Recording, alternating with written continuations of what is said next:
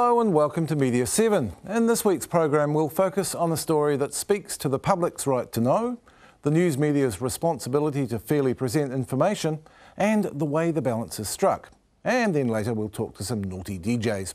But first, there is this. The draft from the copter swirls the deadly spray downward, smothering every inch of every twig. TV3's 2006 documentary special, Let Us Spray, is the kind of journalistic investigation we should applaud. Not only did the broadcaster give the programme's producer, Keith Slater, and reporter Melanie Reid a year to do their work, it allowed 90 minutes of prime time for the final product. The story it told was extraordinarily important. It explored the belief that for decades the New Zealand government abetted the American firm Dow and its local subsidiary Ivan Watkins in playing down the health risks of two controversial herbicides, 2,4,5-T and 2,4-D, that the country's economic well-being had been set above our public health.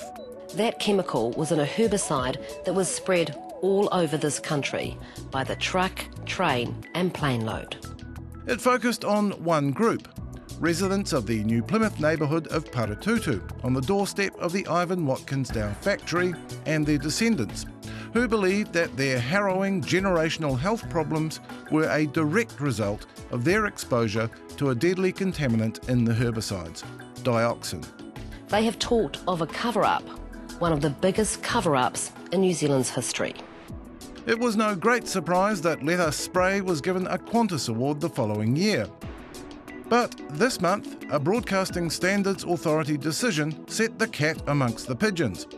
The BSA found that the programme had breached standards of fairness and balance in its treatment of the Ministry of Health and ESR, the Crown company that carried out tests to determine blood serum levels of dioxin amongst Paratutu residents. The judges knew there had been a complaint to the BSA. A sharp letter from ESR lawyer Matt McClelland saw to that. What was at stake? A forensic accountant hired by the program makers found fault with the handling of the study data. My recommendation would be that somebody totally independent looks at this. But someone did. The study was peer-reviewed by 4 independent experts outside New Zealand. It was reviewed again by another set of experts in the wake of TV3's claim. They also found it was robust and that Leonard's complaints were not material. The BSA said that TV3 had not made clear the emphasis it was placing on an appendix to the ESR report when it put the issue to the Director of Public Health, Mark Jacobs, and was not fair in failing to ask both the Ministry and ESR to respond to its allegations. So, did TV3 do the right thing and resist a Crown entity's bullying over a peripheral issue? Or do the BSA's decisions indicate there was something badly wrong with the story? The same questions might equally be applied to the Qantas judges. The answer is not simple. I'm joined now by the producer of Let Us Spray, Keith Slater. Keith, thank you for joining us. I do appreciate you coming on the program. My pleasure. Now, I suppose the first question is... I should quickly state that what I have to say here is my opinion and firmly held beliefs, because I don't want to be hit with another sort of BSA thing for balance and It's accuracy. your honest opinion. We'll go with that. Yes, it always works for me. The first question has to be, what do you make of the BSA's findings? Do you accept them? Oh, we have to accept them. It's been a long time going through them in a drawn-out process, incredibly expensive. We accept them. We don't have to agree with them. So are you saying you don't agree with them? By their rules, I could say I can see how they arrived at that decision.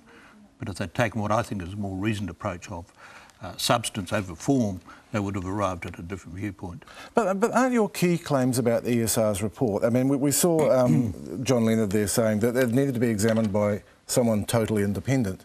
It was. Isn't that a totally invalid thing to say? Are you referring to the peer reviewers? Yes, the peer reviewers. Yes, I noticed in your blog that you 6 said of that, them. they got all the raw data, etc., etc. In fact, they didn't get... Marie Sweeney did, though. The expert put forward by the World Health Organisation got the raw data. You're referring to the Appendix O? Yes, Appendix O. The difficulty is that that data wasn't corrected in the light of what we presented in the documentary. It wasn't corrected raw data. So how could she possibly, and her fellow peer reviewers, arrive at a correct conclusion? And the Ministry and ESR's response to that was those errors were a tabulation error that only appeared in the published report. They were not what was the report was conducted upon. Well, answer me this then. Sometime after our documentary, and sometime after this brouhaha, where they peddled the opinions and honestly held opinions of the peer reviewers that any errors... Expert opinion. Expert opinion, indeed. Any reviewers were minor and not of significance. But after that, the study's author, having received information, and I know the trail where that information came from. This is Jeff Fowles. Jeff Fowles, the author of that study, got new information, and that information came from Andrew Gordon Gibbs, who really is the true hero of this disgraceful episode. It came from him through the Medical Officer of Health in Taranaki, and it was sent through OTAG, which is a specialist organisation, to Jeff Fowles. Lo and behold, time passes. And he comes Jeff out. Fowles and ESR altered his, utterly reject that. No, that account of what happened. He accepted it because he altered his findings to coincide with exactly what we said in that program, that there was a peak exposure period. The initial study said it couldn't be proved. All of a sudden it can. How could this possibly be? And he's on the record as saying that he was able to review the data because of new information about the behaviour of dioxin. He said the science was new, so he was able to come to new conclusions. Because of the data that we supplied? He didn't say that. No, he wouldn't say that. So are you still implying that he's lying? I'm not saying he's lying. I'm saying that he's probably incorrectly informed. Incorrectly informed, but he was the guy that got the information. I have to go back to this, Keith. This study has been peer-reviewed by people who really know what they're doing. You put up a forensic accountant, and I'll read from what Chris Frampton at the University of Otago said. He's a biostatistician. He said that Leonard lacks the appropriate expertise and experience to make a sensible and reasonable appraisal of scientific research of this type. He was scathing about your guy. Why didn't you have a scientist there? Well, for good reason. We could see what scientists had done so far. We thought we'd go to a numbers man who can look at data and assess it, and that's what we did. He assessed information supplied by Andrew Gordon Gibbs and ourselves. That he didn't supply that new information. He confirmed what we believed to be the case. He didn't, so it wasn't to be honest, discovery. John Leonard didn't seem too sure of his own conclusions either. He was absolutely sure that the way it was collated, the data was collated, and we had people in wrong groups, data sets mixed up. He was absolutely sure. And yet three reviewers, we need to move on from this soon, but three reviewers looked at this. They looked specifically after your program, and none of them found that the errors that were there were material. Because they weren't looking at the corrected data. And if the BSA could grasp that simple fact, then I don't think they would have arrived at the decisions they did. Sure, there's some things in that documentary that were done that, in retrospect, we might have handled it a little differently. But fundamentally, it was sound journalism and is well deserving of that Qantas Award. I think we'll have to agree to disagree on that because, these were PhD level people who looked at it with a specific reference to the criticisms. There were a whole list of medical conditions suffered by people in the documentary and their families given out in the program. Very few of those, in fact none of them, can be conclusively associated with dioxin. Some of them are specifically not associated. They've been ruled out as being caused by exposure to dioxin. Wasn't it somewhat irresponsible to just reel off the string of conditions? Well, Russell, we made it quite clear. Things like Down syndrome, there is absolutely no proven association. There's no association at all. As the documentary made quite clear, that it was their belief. They'd grown up in that area. Isn't it incumbent on you not to merely relay their beliefs, but to actually give the viewer some idea of whether those beliefs are well-founded? Well, we stated in the program that the science was inconclusive, but it is accepted that it's highly associated with neural tube defects, chloroacne. The Americans with Operation Ranch Hand have well and truly accepted the damage that it could potentially do and paid out millions and millions of dollars something that the New Zealand government has yet to get around to. Still, looking at the Institute of Medicine's briefing, which is updated every 2 years on dioxin, it did not prove your case. Further, Melanie Reid referred to dioxin as being mutagenic. That was stated as fact. I could find no proof that's the case. And certainly the ministry denies it. Well, I could point you to it if I had time to go back to the documents, because I'm sure you could find a study that indicated that, but the balance of evidence, Keith. I've seen it described as mutagenic from credible sources. From credible sources, but in terms of actual peer-reviewed research, there is no proof that dioxin does this thing. Well, I just wonder about the responsibility. Person in the documentary, he said, "This is dioxin, I'll drink it," and he did. Would you do that? Probably not. No, I wouldn't think so. Because I might look like Viktor Yushchenko, who had chloracne, but he didn't die. That's the thing. Well, that's more comfort, I think, to the people of Paratutu. Why did you not allow ESR to respond to what were really very serious criticisms? You effectively accused those scientists of corruption. Corruption's a strong word. Well, that's what you said. You implied very strongly that they participated in the cover-up. The phrase cover-up was used throughout the program. Not in relation... Let's leave that lie.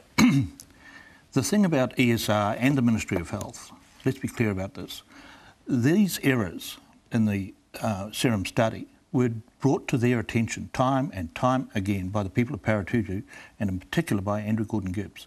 They had the opportunity to look at it, and if they'd taken a rigorous approach, they would have found exactly the flaws that we had found and Andrew Gordon Gibbs had found, and if they were being responsible, they would have acted on it and gone back to the people of Paratutu and said, "Sorry, we screwed it up.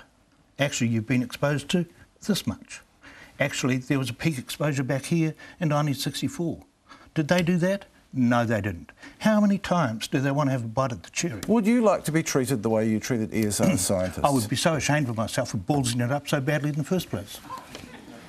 You made that. You very strongly implied that they had ballsed it up or deliberately falsified the results. Well, there was quite an implication there, the use of the words cover-up. We're giving you a right of reply. You did not do that for the ESR scientists.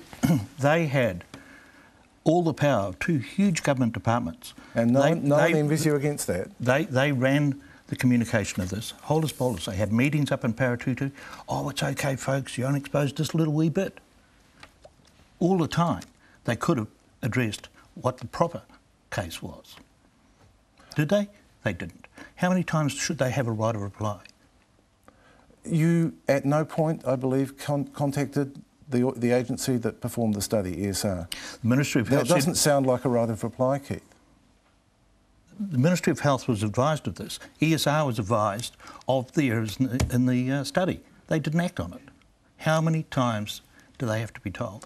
They presumably didn't act on it because they didn't consider it material. Like the half-dozen expert reviewers, they did not consider these errors material. It was material enough for the study's author to review it, to have the results fit exactly what was said by the program, by Andrew Gordon Gibbs and the people of Paratutu. Which I must point out, Jeff Fowles absolutely denies that was the basis of the subsequent work he did. Well, my information, my good information is that that's I just wonder case. why you had to handle it this way, because there were things for which you could legitimately have bagged the Ministry of Health. They could have done this study, the blood serum study, 10 years earlier. The science was available to them at that time.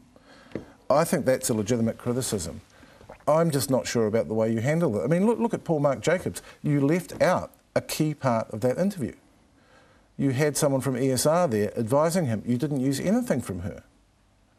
No, it does look like you didn't want to let the facts get in the way of a good story, Keith. That's not true.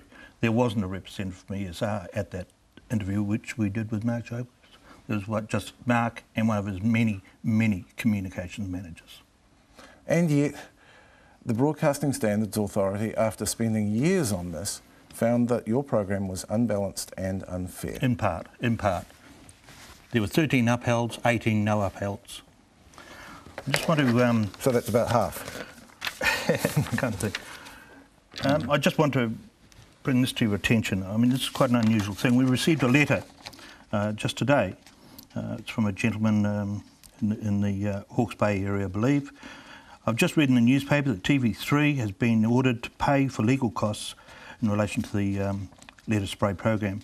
I'm very sorry to hear this, and I would like to back up my appreciation with a modest contribution towards the costs. Please find enclosed by cheque for $50, name supplied.